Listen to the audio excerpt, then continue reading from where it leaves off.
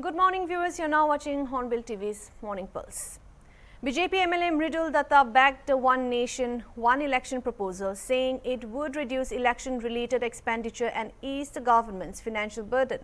On the ongoing Sonam Wangchuk and CJP protests in Delhi, peaceful protest is a democratic right but alleged that the Cockroach Janta Party has its own agenda. Commenting on Uniform Civil Code and Madhya Pradesh Chief Minister Mohan Yadav's remarks, Datta supported a common legal framework for all citizens, stating that laws should be equal across communities, reiterated support on the ban of polygamy. One nation, one election is a noble idea for the country because we can save lots of money, crores of money if we hold election simultaneously in the parliament as well as assembly. So it is it will ease the budgetary stress on the government. This is ongoing Cockroach Janta Party's protest in the Delhi. Today morning, the Delhi police has taken up this Sonam Wangchuk from this protest site to admitted him in the hospital. And today, this CJP founder DK also said that the protest will be continued for this. It is all right. Every citizen of this country have democratic right to protest. And about the Cockroach Party, I do not have to say anything because they have their own agenda. Wangchuk is lying in the bed. It is all right. He has all right to protest against any government rules, government decisions. It's all right. Sir, one more question is what is the law over this the Hindu and Muslim? This Madam the CM said there is two different laws because the Ram is actually married to one, but Rahim has 2, 3, 4 like this. No, you have already noticed that in the Assam Assembly we have passed a bill which prohibits polygamy. So all communities have to adhere to the new law. So there is no chance for polygamy for anyone. So you also want that the UCC should be implemented across the country? Yeah, UCC should be, this is our stand of our party. So it should be imposed or it is legalized in every country. So there will be equality among the citizens of the country. The laws cannot behave differently for different communities. Thank you. Thank you. 3 children with suspected Chandipura virus infection have been admitted to the pediatric ICU at GG Government Hospital, Jamnagar. 2 patients are from the Jamnagar area, while one was referred from Dev Bhumi Dwarka. All 3 developed fever followed by seizures, loss of consciousness, vomiting, diarrhea and dehydration, and are now currently in critical condition. Doctors have sent samples for lab confirmation with test results expected within a week. Health officials have advised preventive measures including maintaining clean surroundings, using insecticides, wearing full sleeve clothing and sleeping under mosquito nets to prevent sandfly bites.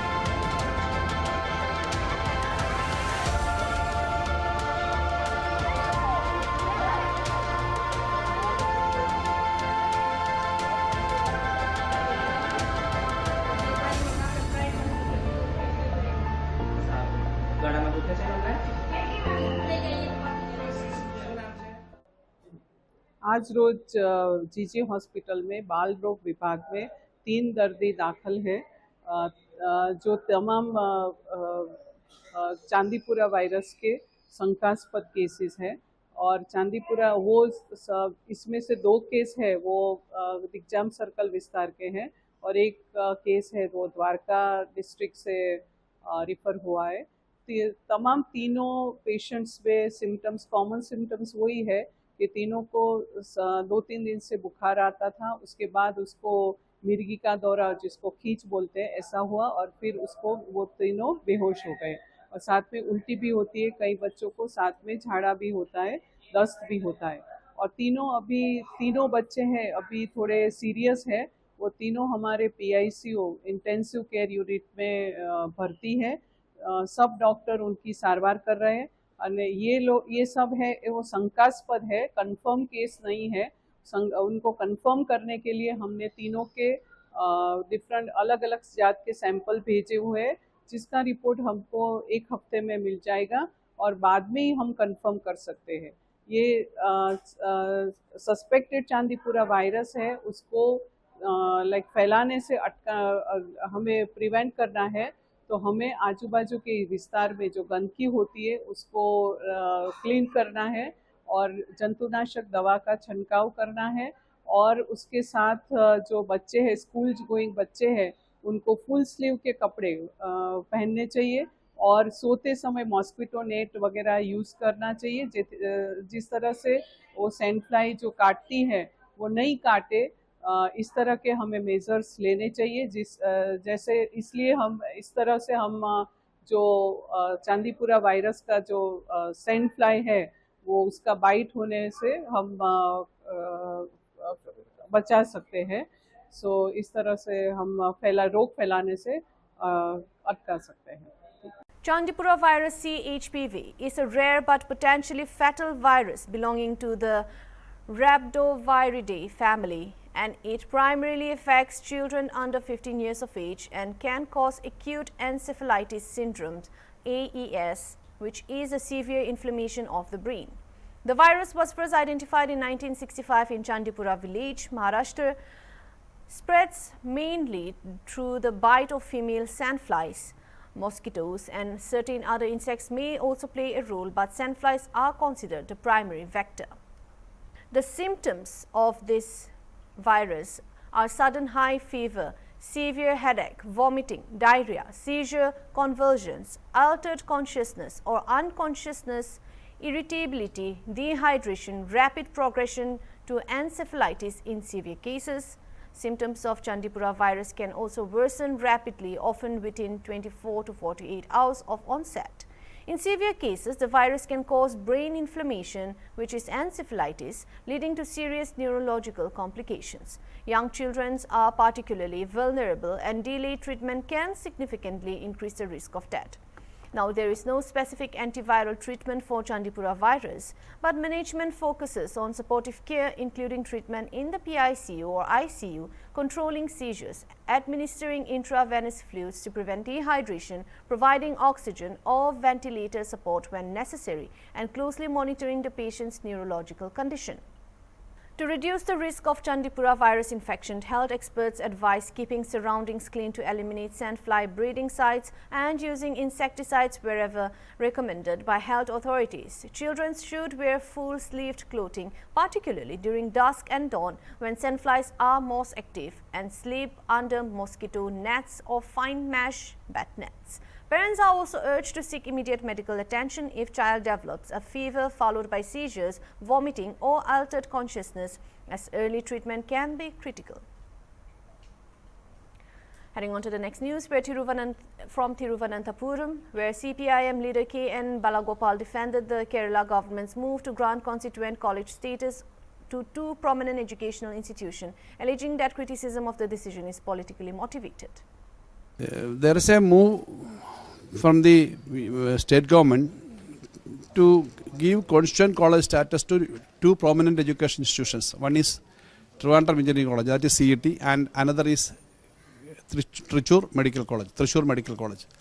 See, the experience is like this. wherever the governor is getting the control over these institutions, the governor's office and the BJP RSS people were in a big way, they were inducted in these institutions, and they wanted to use that important organizations for their own political purpose. That is the experience recently. So these two institutions, the premier institutions, if they are doing the same thing, it will be affecting the academic excellence, academic experience of those institutions. That is the issue. So that we were asking the government to look into this matter very seriously. There is a news report came today which is alarming that Wangchuk, he was arrested today. We were there in the Satyagraha Pandal, the strike place 2-3 days back, and actually this arrest today was not expected, and I don't know exactly about the health condition of him, but the arrest is not a panacea for everything. The government have to discuss the issue. Before the Parliament March, they wanted to make the agitation, to scuttle the agitation, or slow down the agitation. So it will not help the government, because the government have to address the real issue. They have to discuss with the people. They have to solve the issues. In the last 10 years, there was no power cut. Always we have, in dearth of power, we had to purchase earlier also. Now also we have to purchase. But the management is very important. The new government which came into power, they were miserably failed to manage the thing. So there is a power cut for hours now. And people who are living in this state, they were not aware about the power cut. As a television journalist, you people know that there is no power cut in the TV shows, wherever. There is no market for even candles. There is no market for alternate power generators and others for households. It was a history in Kerala, but now it is started. New kind of business is developing for solving the power crisis. A primary school headmistress in Lukia Kara block, Kaushambi, Uttar Pradesh, was suspended and an FIR was registered after a viral video showed her carrying a knife and a cleaver on campus. While children fled in panic, she claimed the weapons were for personal safety, while her family cited mental health issues. तो जी घटना इस प्रकार की है कि विद्यालय हमारा जैसे कि 7:30 का है, तो हम लोग विद्यालय पे आए और विद्यालय के आने के उपरांत जो है ये 5-10 मिनट थोड़ा सा विलंब से आई, तो कुछ लोगों ने जानकारी दी कि मैडम जो है चाकू और चापड़ लेके आ रही हैं। तो इनका जो है विद्यालय के अंदर आने के बाद जो है इस तरह का जो इनका कृत्य था, उसके बाद हम लोगों ने जानकारी दी अपने विभाग के अधिकारियों को कि ऐसी-ऐसी घटना है। उसके बाद वो आए और आने के बाद जो है इनका चाकू चापड़ जो है उन्होंने देखा, और उसके बाद जो है पुलिस विभाग के जो कर्मचारी हैं वो भी आए। उसके बाद इनका चाकू चापड़ जो है जब्त किया गया। उसके बाद आगे की जो भी कार्रवाई थी उन्होंने कार्रवाई की है, और कार्रवाई करने के बाद इनके नाम जो है FIR हुआ है, और इनको जो है निलंबन की प्रक्रिया जो है माननीय जिला बेसिक शिक्षा अधिकारी द्वारा की गई है। तो कौन थी मैडम, इनका क्या नाम था? मैडम थी, इनका नाम था श्रीमती शिखा सिंह। आपका क्या नाम? मेरा नाम है विकास सिंह। मैं सहायक अध्यापक पद पे कार्यरत हूँ। कल उस मैम चाकू लेके आ रहे थे, सब कोई डर के मारे भाग आया था। कौन मैडम थी जो चाकू लेके आई थी? अंशिका मैडम। किस लिए लेके आई थी? लड़का हमारा है स्कूल, और सब लड़के तो भाग गए स्कूल का, तो चाकू लेके आई, सगर घुमावत नहीं है, चाइना से वह चाइना कुत्ता कब हमारे कीने, उसी में लड़का गए डर। अब क्या करिए, अब हम अध्यापक बेचारे कुछ बोल नहीं पा रहे हैं, पुलिस आई पकड़ ले गए। कौन था जो चाकू लेकर दिखा रहे थे? अंशिका मैडम। अंशिका मैडम किस पद पर है? Head master. आपके बच्चे पढ़ते हैं यहाँ पे? हाँ, 2 तो पढ़ते हैं। तो आपको सूचना कैसे मिली थी? अब हम यहाँ आई थी तो हमें सूचना मिल ही गया थी। क्या नाम है आपका? शकुन देवी। हुआ था स्कूल में? शिखा मैडम आई थी और चाकू चापड़ लेकर और बच्चों को डरवा रही थी। क्लास में घुसते ही बैठी और चाकू चापड़ लेकर डरवा रही थी बच्चों को। और बच्चे भाग भी रहे हैं। हमारे आंगनबाड़ी की तरफ बैठा लिए और गार्जियन कुछ बच्चों को लेके चले भी गए। फिर क्या हुआ था इसकी सूचना? इसकी सूचना बीएसए साहब के यहाँ और थाना में पहुंचे तो बीएसए साहब आए थे और पुलिस भी आई थी और चाकू चापड़ छीन लिए हाथ से और पुलिस लेके चली गई। क्या बच्चों को आप अपने आंगनबाड़ी में बैठा देते हैं? हाँ, आंगनबाड़ी में अपने बच्चों को बैठा लिए और बच्चे घर भी भाग गए। क्या नाम है आपका? ज्ञानशीला आंगनबाड़ी पर। स्कूल में शिखा मैम जी आई थी, चाकू चापड़ लेकर आई थी। क्या हुआ था फिर?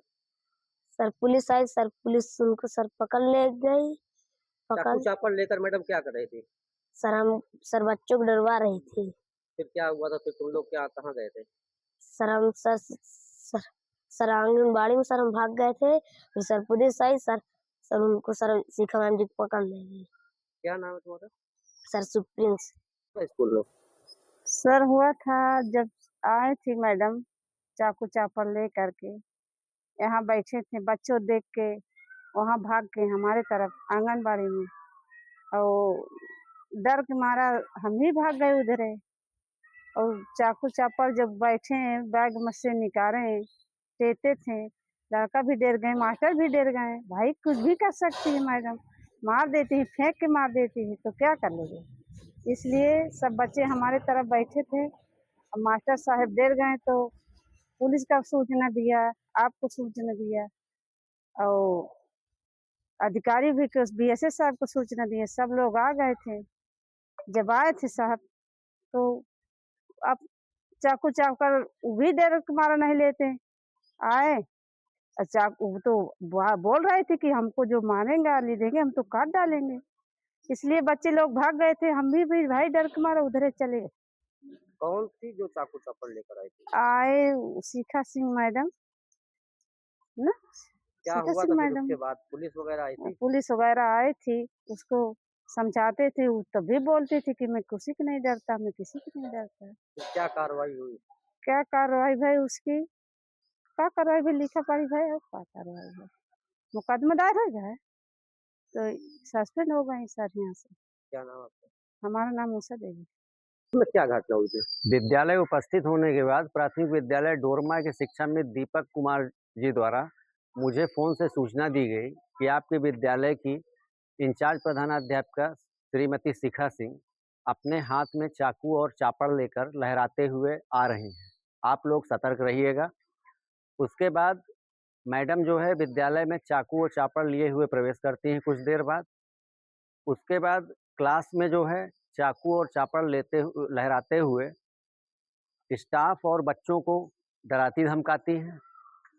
बच्चे इधर उधर भागने लगते हैं। तब हम लोगों ने बच्चों को बुला करके आंगनबाड़ी में शिफ्ट किया। मैडम के इस कृत्य से बच्चे जो है विद्यालय छोड़ने को मजबूर हो गए हैं। आज की उपस्थित की स्थिति ये है कि बच्चे केवल 3 की संख्या में विद्यालय आए हुए हैं। हम लोग लगातार प्रयास कर रहे हैं और अभिभावकों से संपर्क कर रहे हैं कि आप अपने बच्चों को भेजिए, किसी तरह की कोई उन्हें जो है असुविधा नहीं होगी विद्यालय में। हम लोग लगातार प्रयास कर रहे हैं कि बच्चे विद्यालय में पुनः आना शुरू करें। जो इसके पहले कितने बच्चे आते थे? इसके पहले करीब जो है 50-55 बच्चे विद्यालय आते थे जो है, लेकिन आज की उपस्थित केवल 3 हैं। क्या कार्रवाई हुई? कार्रवाई पुलिस विभाग द्वारा मैडम के चाकू और चापड़ को जब्त किया गया है। उनके खिलाफ एफआईआर दर्ज की गई है। श्रीमान बेसिक शिक्षा अधिकारी द्वारा उन्हें निलंबित कर दिया गया है। क्या नाम था मैडम जी का? श्रीमती शिखा सिंह। आपका क्या नाम है? प्रभाकांत पांडे, शिक्षा में। BJP leader Agnimitra Paul highlighted the importance of Ek Peड़ Maa Ke Naam initiative, urging children and NCC cadets to actively participate in tree plantation and environmental conservation. Speaking on the Home Minister's visit to West Bengal, she said the visit would focus on key developments and security issues. मुझे लगता है बहुत ये एक बड़ा step है और हमारे बच्चे लोग के साथ जो हमारे नेक्स्ट जनरेशन है, नेक्स्ट प्रजन्म है, उन लोग को इंस्पायर करके अगर इस काम में लगा सकते हैं। आज 3-4 स्कूल के बच्चे और एनसीसी कैडेट और एक एनजीओ उद्दीपना वो लोग मिलके 101 पेड़ लगाएंगे पार्क सर्कस मैदान के चारों तरफ। हम फादर को भी बोले हैं, डॉन बॉस्को स्कूल के फादर को, कि आप 10 बच्चे या 20 बच्चे को दायित्व दे दीजिए, स्कूल से आने से पहले पानी देगा पेड़ में और फिर स्कूल के अंदर आएगा। तो ये बहुत ये है, सिर्फ कंक्रीट जंगल करके तो कोई फ़ायदा नहीं। क्या छोड़ के जा रहे हैं बच्चे के लिए? प्रॉपर्टी, पैसा, गहना रख के क्या होगा? अगर पृथ्वी नहीं रहे तो क्या होगा?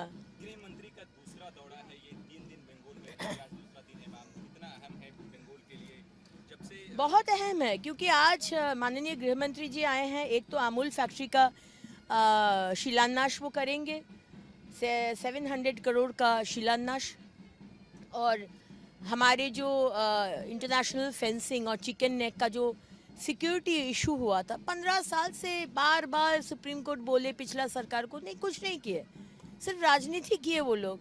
हमारे सुरक्षा को लेकर राजनीति, भारत के 140 करोड़ लोगों को लेकर राजनीति।